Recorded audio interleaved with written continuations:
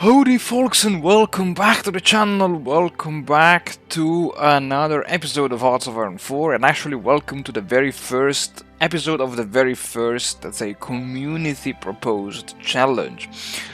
This challenge was really suggested by one of you folks, and I'm really excited to see how far and how well I can carry it on, because personally, I'm not really a fan of navy-based nations like, Japan, the US, and as in this case, the UK. So this is gonna be even more challenging because I'm still learning how to handle the fleets in Hearts of Iron 4, even though I might have, let's say, some basics on this topic. And yeah, so basically the challenge was originally proposed to wage a double war of aggression, of defense against both the Axis and the Soviet Union. But then I decided to make this challenge even more interesting. And this is not by playing, let's say, the usual stuff with the elite difficulty and the maximum modifiers here for my, let's say, biggest enemies. But actually, I thought about doing something interesting, which is, as I mentioned in one of the previous videos, to make the entire Europe, or basically every nation that has received a DLC, brown, with the brown ideology. And of course, with the exception of Britain, okay, obedience has to be on the safe side. And yeah, so the idea would be to really be the last beacon of democracy. Yeah, I also didn't take into account Denmark because I didn't know here. Oh yeah, fascist Denmark. Yeah, okay, this one as well. And yeah, yeah. So I have no idea of how is the AI, let's say, behaving with so many brownie or brown ideologies driven nations. I don't know if brown Germany will declare war on brown Russia, or if brown Russia will declare war on brown Finland, or if brown Norway will declare war on brown Sweden. But I have no idea. I hope that they will all, let's say, become part of the Axis as well as the United States, because yeah, it's gonna be interesting and hopefully funny. And of course I'm gonna play on Iron Man mode. And before going on, actually, yeah, we can save it quickly. And so here we are, and as you can see, I do have some events here, because yeah, I didn't say it at the beginning, but I am playing not with the vanilla game, but with two I think very interesting mod. The first mod is called the UK rework, and it's basically a dedicated massive expansion of the UK focus tree. I want to play as the let's say with the British Empire mod, but unfortunately the focus of the Imperial Federation is still locked because the author of the mod is still, let's say, working on it. So I said I want to have some, let's say, some different experience with the UK, and well, then here we are basically.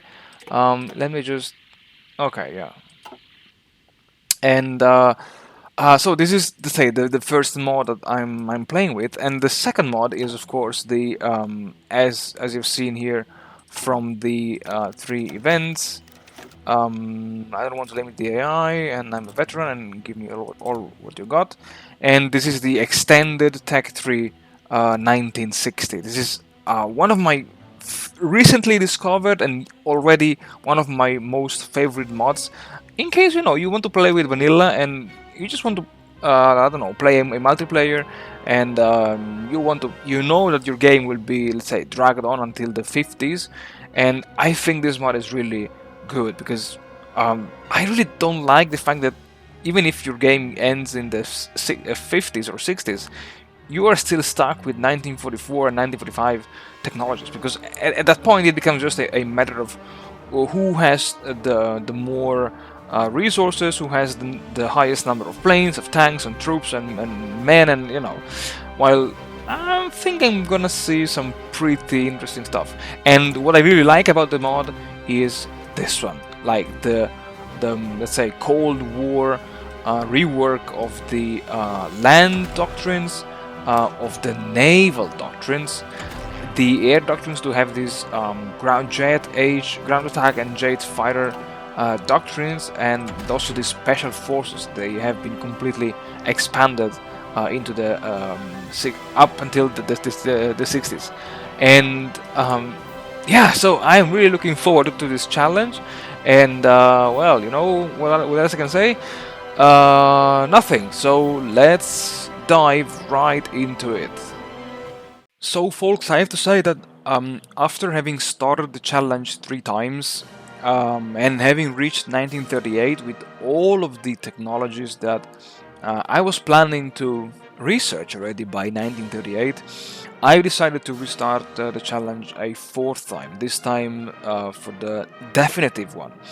By playing on the elite difficulty again, but this time without buffing the major powers such as Germany, Italy, the US, and the Soviet Union. Also because I didn't know whether by buffing the Soviets I would have actually buffed let's say the Stalinist faction or the provisional government faction.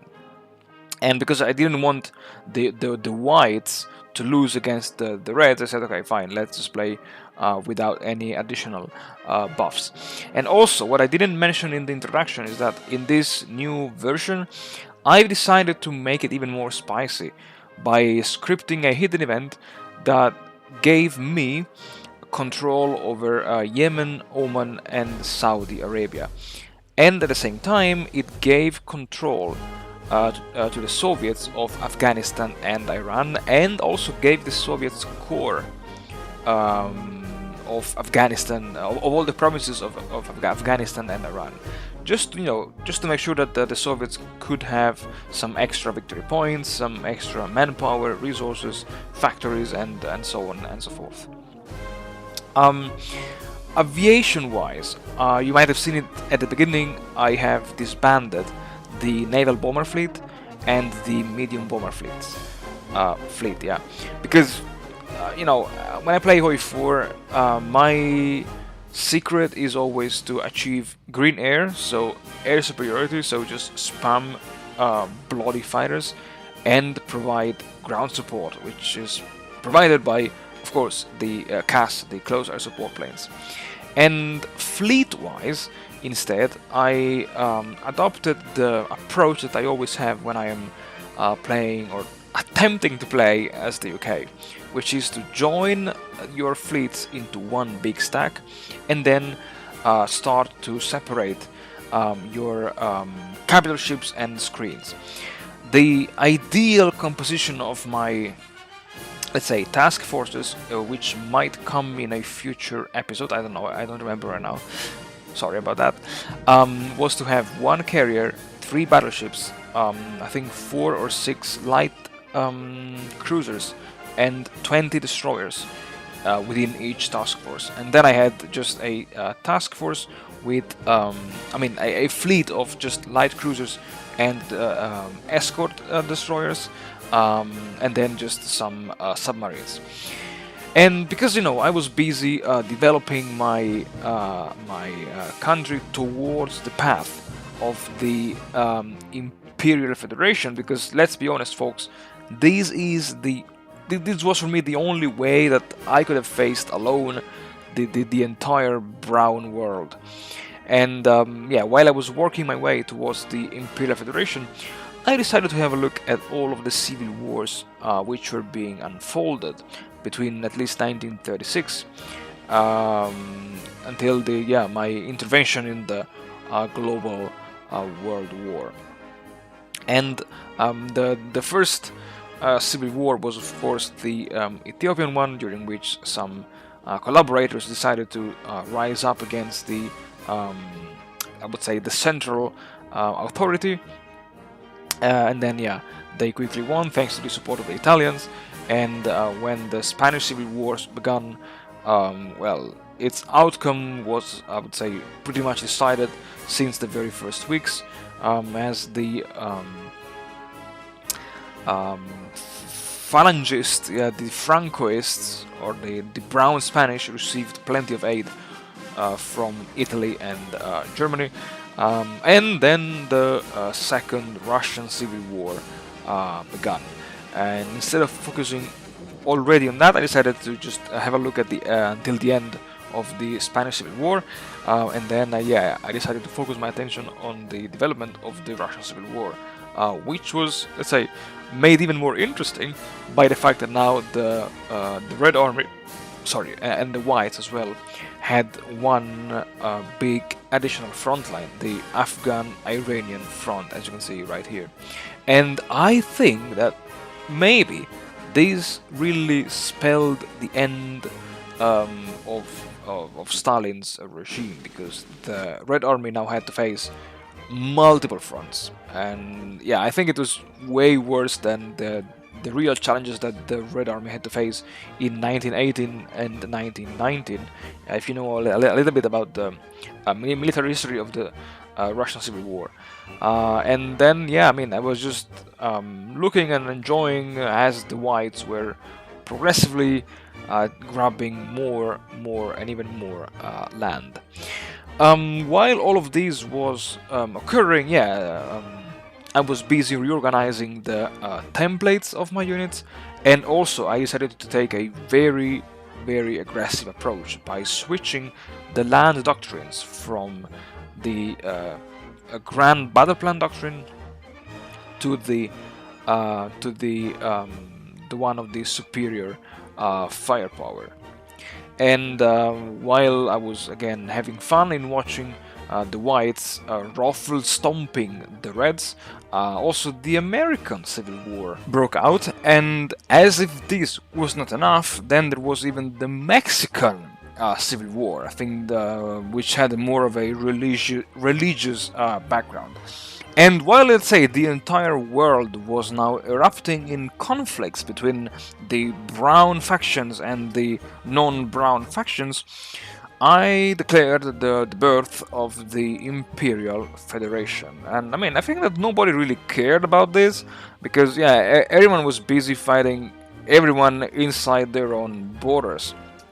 Until one big event that I was not expecting to happen actually happened.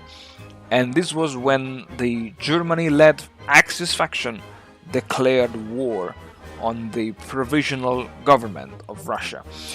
I was hoping that the Russians could have, let's say, gone down the path that would have allowed them to make an alliance with Germany, because this would have made the game incredibly challenging. But since I was already, let's say, at this stage, I was like, it sounds interesting. Let's see what will happen next. With this, folks, I would like to thank you very much for watching. Thank you very much for supporting the channel. As always, I wish you all the best, folks, and well, stay tuned until the next episode.